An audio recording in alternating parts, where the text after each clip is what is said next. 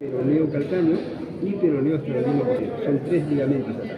Mientras que acá en la parte interna tenemos un ligamento que es mucho más, el que mejor estabilidad tiene, que es el ligamento deltoideo. ¿Han escuchado el ligamento deltoideo? El deltoideo tiene 2 componentes.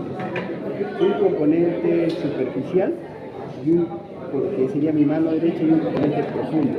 Ese ligamento deltoideo es el que va a dar la mejor estabilidad al pie en su conjunto, porque si somos anatómicos, ese ligamento se va a insertar en esta zona para poder soportar lo que antes les mencioné como el sustentáculo tálico. Porque si este huesito calcáneo lo dejamos sin este apoyo, pierde estabilidad. Esa estabilidad lo da el sustentáculo tálico. Entonces recuerden, son 3 ligamentos en la parte lateral y un ligamento en la parte medial, que es el ligamento deltoideo, que tiene un componente superficial y tiene un componente profundo, que en el paciente en directo, yo he tenido oportunidad de ver, no es fácil. Si ustedes se rompe el ligamento a este nivel y hacen la incisión a ese nivel, les va a ser muy difícil, casi como un cadáver que pueda a veces desarrollar un paquete muscular de oso. Pero tiene que ingresar en la parte normal, y de la parte normal vas disecando para poder suturar ambos, y teniendo en consideración que los ligamentos, muchachos, no están vascularizados cuando están en el tercio medio, como sucede con el deltoideo. Entonces tienes que avisarle al paciente: vamos a hacerlo mejor con el ello, vamos a suturarlo. Hoy en día con el teléfono tienen ustedes oportunidad de tomar fotos, le toman fotos, esto es lo que te hemos hecho. La evolución en sí va a ser después de 2 a 3 meses. Si es que logra tener buena vascularidad, va a estabilizar el pie. Si no, igualito no va a funcionar. Y eso lo tiene que saber el paciente. Pero ya no vamos. Esto viene a ser la arteria femoral, ¿correcto? Y la arteria femoral no es otra cosa que la continuación de la arteria ilíaca. La arteria ilíaca, esta que tengo en mis dedos, es la arteria ilíaca interna. Externa, y esta de acá, interna. Claro, esta en la continuación es lo que es la arteria ilíaca. Y que en esta zona les mencioné que existe la homeotécnica de nervio, arteria y vena. El nervio afuera, la arteria y luego la vena, que no la veo acá. No se ve la vena. Entonces, lo más probable es que la hayan seccionado. Sí, pues es probable, y después van a estar en problema. Entonces tienen que tener claridad, porque en este cadáver van a hacerle unas preguntas, muchachos. Así que es bueno, lo que yo les comento es lo que yo hacía cuando era alumno. En tu cadáver, ¿qué cosa no hay? Para que no, si me preguntas, saber que no voy a contestar eso, ¿no? Si me dice el dueño de esta mesa, cada mesa debería tener un número. No, ahí no tenemos vena. Ya sé que cuando cualquier cosa no va a haber vena, para no equivocarme. Porque acá por lo menos tienes la virtud de que está bien pintado tanto el nervio como la arteria, pero no hay una vena que nos pueda evitar, ¿no? Bueno, una vez que tenemos la arteria, la ilíaca se va a dividir en una femoral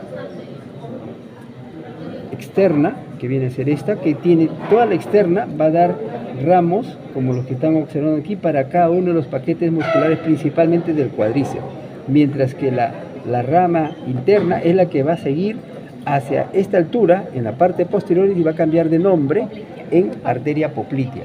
En su trayecto, toda esta arteria, no está aquí secado, pero aquí tienen una, por ejemplo, esta es una colateral, esta que está aquí, es una colateral que va también a irrigar toda la musculatura, así como sucede con la otra, como ven, esta que también va a irrigar todo músculo. Desde el celular subcutáneo, recordarán, le dije, también tiene microvascularidad que de alguna forma tiene que ser irrigado. No hay una parte de nuestro organismo, excepto determinadas estructuras anatómicas que tienen lo que se llama, cuando hablamos del fémur, recordarán, les dije que la cabeza del fémur es irrigada hasta los 2 años más o menos por ligamento redondo, pero que después esa arteria ya no funciona, de tal manera que si se fractura la cabeza del fémur, esta zona superior no recibe sangre y se va a necrosar posiblemente. Entonces eso es bueno que lo conozcan. Entonces esto es más o menos la vascularidad. Esto es en la parte toda anterior cada musculatura, y aquí hacia adelante viene la poplita. Y en todo esto que es la rodilla, tienen 8 arterias circulantes que van hacia la parte, 4 hacia la parte lateral y 4 hacia la parte medial para dar estructura. No, acá no está roto, acá tampoco. Acá sí creo. A ver. Ya, pero aquí no, esto sirve principalmente para ver la rodilla, que le hemos observado. Les he dicho que aquí tienen el ligamento cruzado anterior, que tienen acá el menisco, que el menisco es esto que está aquí, esto que está encima de la pinza. Ese es el menisco interno, y este que está acá, este es el menisco externo. El ligamento cruzado anterior, surco intercondilio, cóndilo medial, cóndilo lateral, surco intercondilio. Este surco intercondilio sirve para el desplazamiento de la cara articular de la patela, que también tiene pero vasos no, es difícil ver porque los vasos que hay acá son vasos, se llaman ramas secundarias, y tienen pues en el paciente en vivo menos de 1 milímetro. Entonces cuando llega cadáver ya es difícil que la vayan a conservar, salvo, ¿cómo se te ocurre que podrías conservar las arterias más delgaditas? Que es como preparaban, y he visto, no he tenido por... Yo les he dicho que estudié en San Fernando, y en San Fernando había un tubo como a doble de altura, y que Cóndor, que es el que prepara los cadáveres, lo introducía a presión, pero con cadáver recién llegado. ¿Qué significaba cadáver recién llegado? Cuando llegaba a anatomía, yo el cadáver tenía como 2 o 3 semanas. Generalmente eran cadáveres que no tenían familiares, no tenían una serie de... Pero es la forma en la que, si tú metes a presión y encima has liberado el camino, porque por ejemplo, esta arteria no va a haber problema que entre la cera, porque le meten cera líquida, para que después se consolide y pueda ser de mejor consistencia. Si no haces eso, eso tiene cera dentro. Si no, vas a encontrar la arteria totalmente plana. ¿Flácida? No, plana, es como si fuera 2 paredes, como esta estructura. Como tendón. Este es una vena, por ejemplo, supongo. Sí. ¿No? Es una vena, es difícil independizarla. En la arteria, si tú la preparas, sí se nota.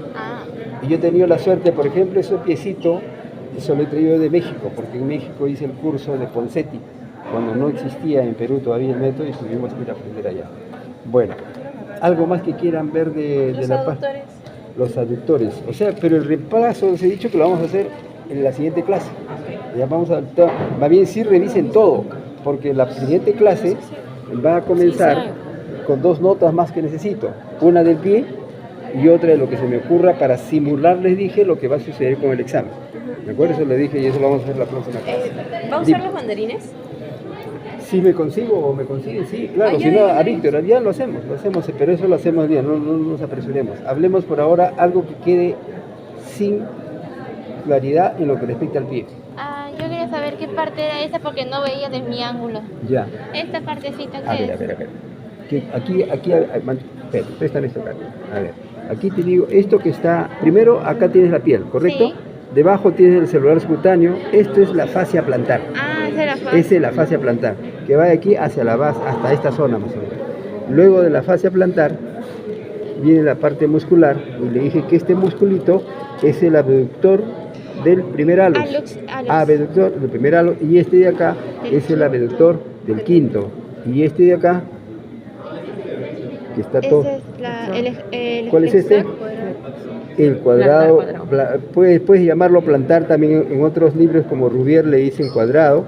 Y debajo de este, les dije que debajo de este componente, por este lado creo, lo que está debajo son los interóseos plantares, porque también hay interóseos dorsales. Con eso tienes todos los planos, que son 4 planos. ¿Cómo dijo que el nombre cuadrado? Cuadrado plantar. Cuadrado plantar. Claro. Doctor, una pregunta. Dime. No se ve el músculo oblicuo ni el transversal, ¿no? El músculo oblicuo o transversal. Habitualmente oblicuo en el pie. Sí, hay un oblicuo. Sí. A ver, léelo, porque estamos para aprender. ¿Oblicuo más bien? Ese Es la rodilla, lo busqué. No, oblicuos hay en el abdomen, Oblicuo interno, pero oblicuo externo, también sí. hay en la rodilla, Sí, he pero visto. son ligamentos, no músculos. Cierto. Excepto ligamento. el músculo popliteo, que tiene una orientación oblicua. Pudiera confundirse ahí. Existe un músculo popliteo. Es con el dedo ahí, es con el dedo.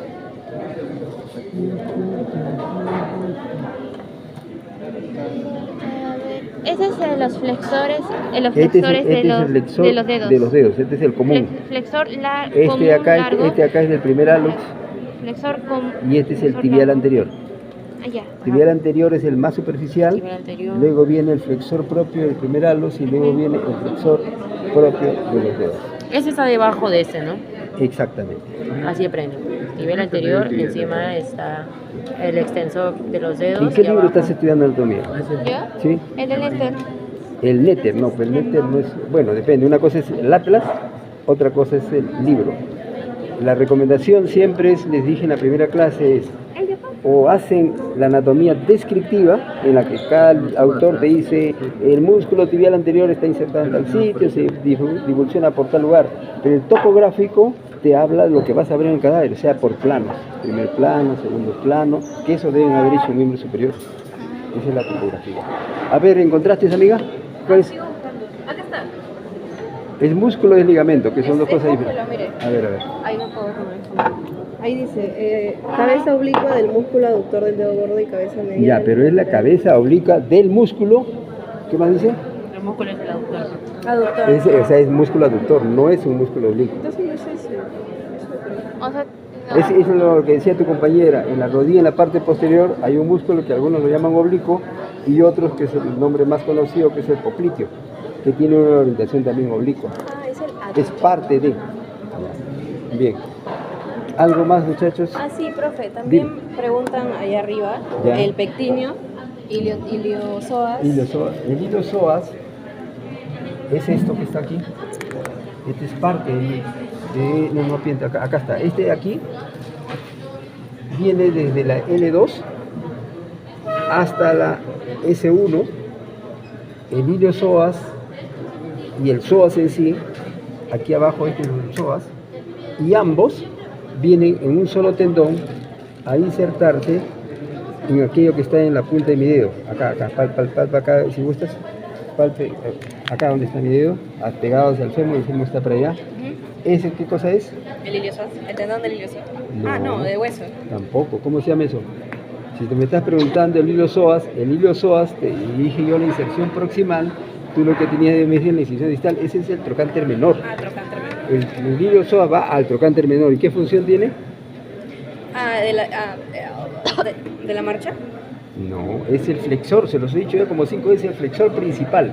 El psoas ilíaco hace esta función y está ayudado secundariamente por el recto interno también, ¿eh? Pero esa es la función realmente.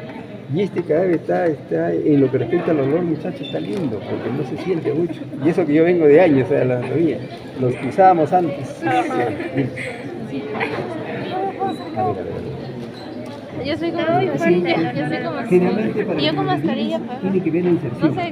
Más o menos, ¿no? Si eres observadora, aquí está la columna. Mira, acá está el aductor Más o menos, largo, la segunda, aductor la segunda corto L2, y aductor hacia mayor. lo mismo. Están los tres. Y finalmente mayores todos se es unen dos y se puntos. insertan. Acá también No, debe pero así estar. son tres. Acá también debe ser lo mismo. Largo, corto, Y- largo. Aquí está, palpa aquí donde está mi dedo. Palpa ahí. Ese es el trocánter menor. Ahí se inserta el iliosoas.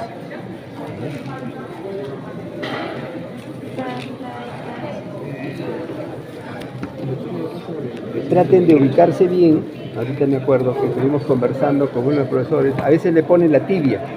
Y la pregunta simplemente ¿es tibia derecha o es tibia izquierda? ¿De qué lado es eso? Izquierda. ¿Por qué? Ya, claro. Pero lo que te debe orientar Yo es por el malleolo. el malleolo largo, el malleolo interno. Ah, yo me guía por el malleolo. Claro, hay dos formas de insertar. Es mucho más fácil. La tercera forma es, esta zona siempre es lisa, que es la parte anterior interna, mientras que las otras son más rugosas porque hay inserciones musculares de por medio, ¿no? A ver, muchachos, Doctor, ¿puedo hablar sobre dime. patologías de los nervios? Daños en el nervio tibial. Allá, ¿qué sucede con la patología de los nervios? A ver, la patología más frecuente a nivel de los nervios son tres en general. En la etapa infantil se va a presentar los problemas inflamatorios del nervio en sí, en que el mismo nervio comienza a inflamarse primero la envoltura, lo que se conoce como el perineuro, lo que, así como el hueso tiene su periósteo, el nervio también tiene una envoltura, ahí comienza el problema inflamatorio. ¿Por qué causa? No se conoce, pero aparece lo que se llama el neuroma. El neuroma más complicado es el que sucede en el nervio plantar y sucede generalmente entre el segundo y el tercer, entre el primer y el segundo metatarsiano. Ahí aparece un bultito, comienza a doler. Lo primero que tienes que hacer es diagnosticar. ¿Cómo se te ocurre diagnosticarías una lesión neurológica? Si no puede flexionar su pie. Bueno, clínicamente puede ser, pero no es que no pueda flexionar en el caso del neuroma morto. No hay parte sensitiva, o sea, cuando, por ejemplo, le pasas con la tijera, no siente mucho. No, tampoco es. Si tienes una lesión cardíaca, ¿qué le tomas al paciente? La presión. La presión, ¿no? ¿Cómo? La presión, ¿no? La presión puede ser, pero es muy indirecto. ¿Los latidos? Tampoco, eso es mucho más indirecto. Electrocardiograma. Le tomas un electrocardiograma. Ah, Entonces, si tienes una lesión neurológica, quizá necesitas. Tomografía. ¿Cómo? es un electroencefalograma. Electroencefalograma es para el cerebro. Tomografía. El otro se llama electromiografía. La electromiografía tiene que, y siempre que vayan a ver un resultado, me ha ocurrido, sepan primero cuáles son los valores normales. Porque si hacen una electromiografía en el hospital A y lo comparas con uno que hicieron en el hospital B, cada uno a veces utiliza diferente escala. Entonces siempre es bueno. Por eso es que cuando hagan la evolución de un paciente, traten de enviarlo siempre al mismo centro para que hablen de un solo idioma, pero averiguando primero cuáles son los valores normales para ese centro. Es la electromiografía. Si tiene un problema venoso, ¿qué le haríamos?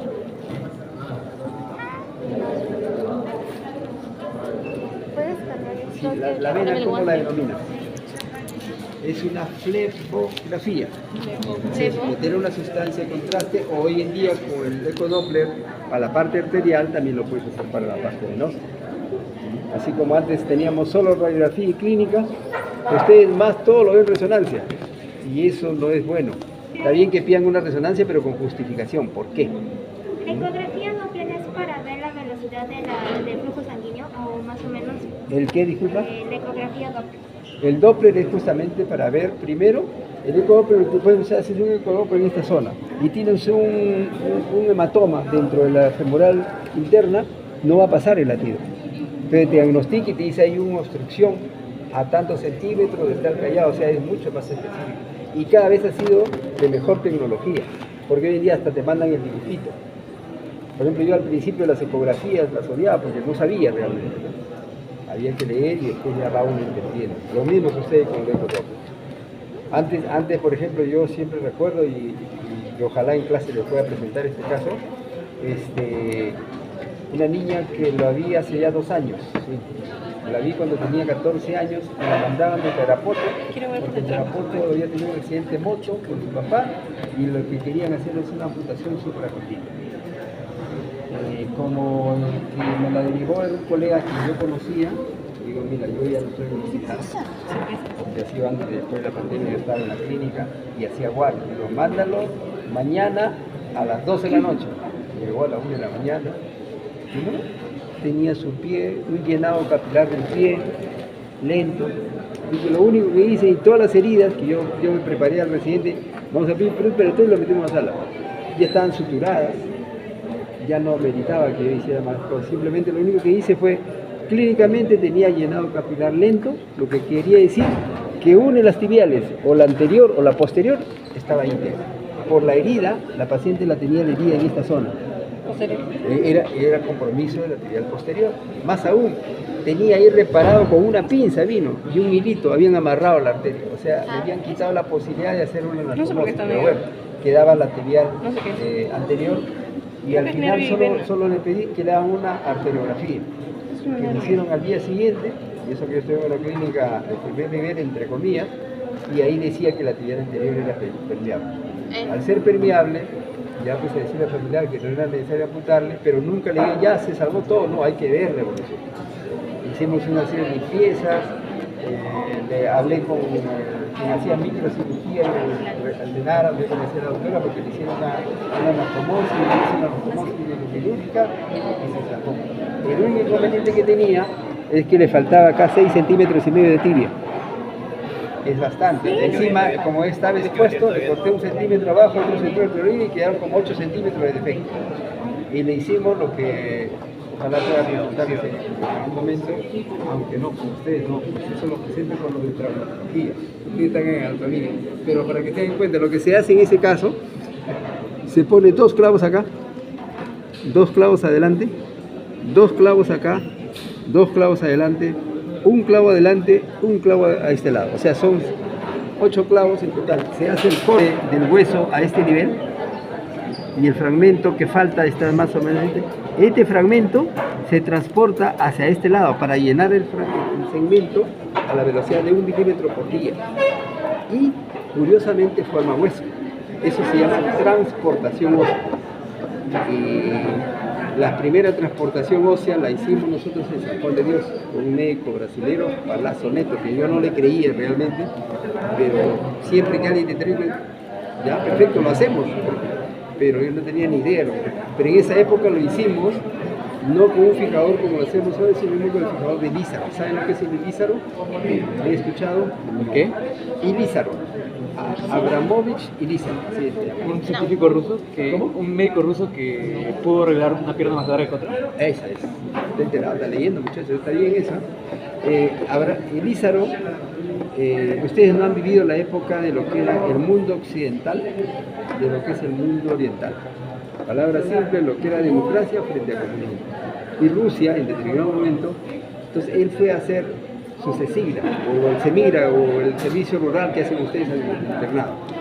Y comenzó a pensar, en el mundo occidental, nosotros usábamos clavos de más o menos 3,5 milímetros de diámetro.